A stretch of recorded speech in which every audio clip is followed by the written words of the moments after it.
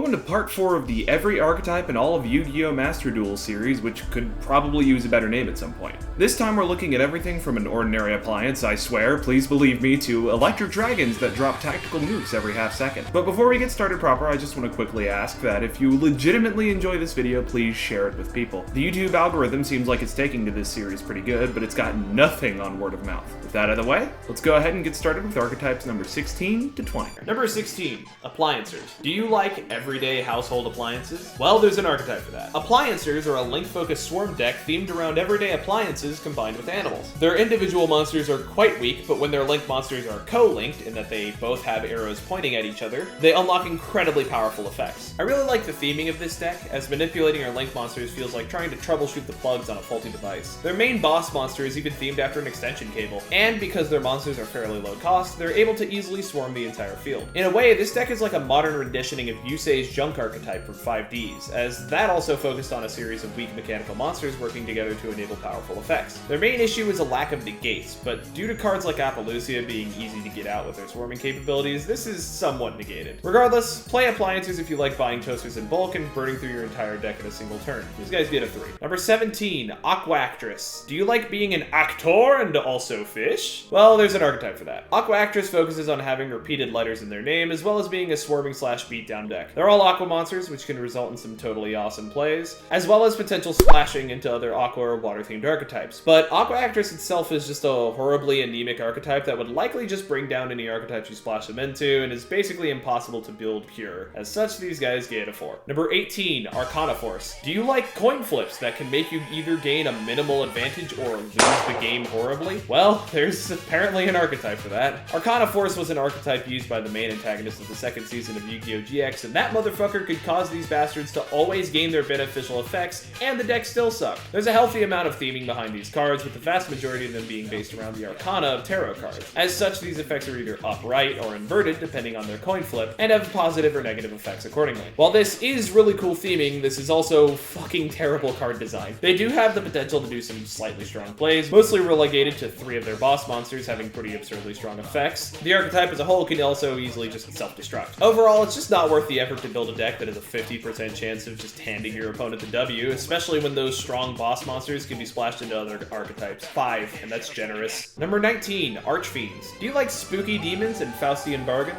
And chess, apparently. There's a fucking fossil here for you. It's not really an archetype, but I mean, you can play it if you'd like. Archfiends are, accordingly, a hideously dated archetype. They've been present in the game since Pack fucking 1, and have slowly gotten trickles of support over the years, to the point that the archetype is split into 4 segments, probably even more than that. There's 2 different sets of Archfiends that are themed around chess pieces, some that are actually part of the Red Eyes archetype, and some that are actually just summon spell support in disguise. Technically, each iteration of the Archfiends had different mechanics, but they're all incredibly outdated. The first wave technically has negation, but it's entirely reliant on RNG dice mechanics. They'll also drain your life points while they're on the field as the price for their wonderful protection. The second wave of Archfiend removes a lot of the unique early Yu-Gi-Oh! Weirdness from the archetype, and instead makes it slightly more playable, but still not even close to being out of tier 5. This archetype is horrifically dated, with their last update being a single pendulum monster that barely ties into the rest of the archetype and might as well not even be an Archfiend. However, you may have noticed that there is a 0 in the ranking for these guys. That's because, way back in the first format of the game,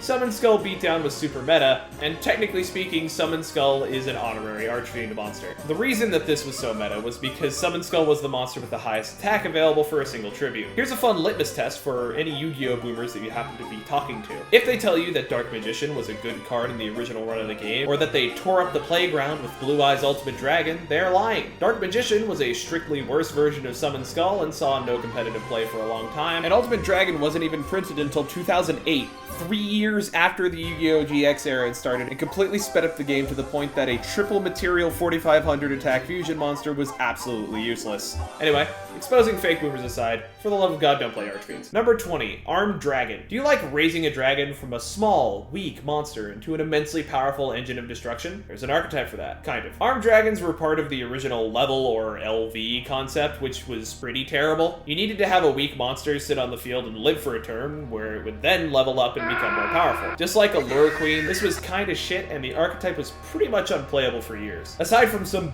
bizarre crossover synergy with fucking Ojamas and XYZ dragons of all archetypes. Nothing really happened with Armed Dragons for years until out of nowhere they got a pretty solid series of retrains called Armed Dragon Thunder, which I'll be calling Rearmed Dragon from now on because I think it's a cooler name. These rearmed dragons are pretty cool, managing to add a lot of consistency to the deck, but honestly they're better used as an engine to boost other dragon archetypes than to function as their own solo deck. Regardless, you can craft these guys pretty readily if you plan on playing a lot of dragon-focused archetypes, which are fucking everywhere in Yu-Gi-Oh! I normally give these guys a 4, maybe even a 5 for their old versions, but the rearmed dragons are good enough to get these guys to a 3, even if they're not great as a solo archetype. Alright, that's all for this episode. Please leave a like if you enjoyed, subscribe if you want, and if you want to check out more of my content, I've got links to the community Discord and my Twitch account where I stream Monday, Wednesday, Friday, and Sunday from 9 p.m. to midnight EST. If you happen to be watching this on the day it comes out, we're actually going to be streaming tonight, so I hope you'll stop by and check it out. Hope you all have a good day, and I'll see you next time. Bye-bye.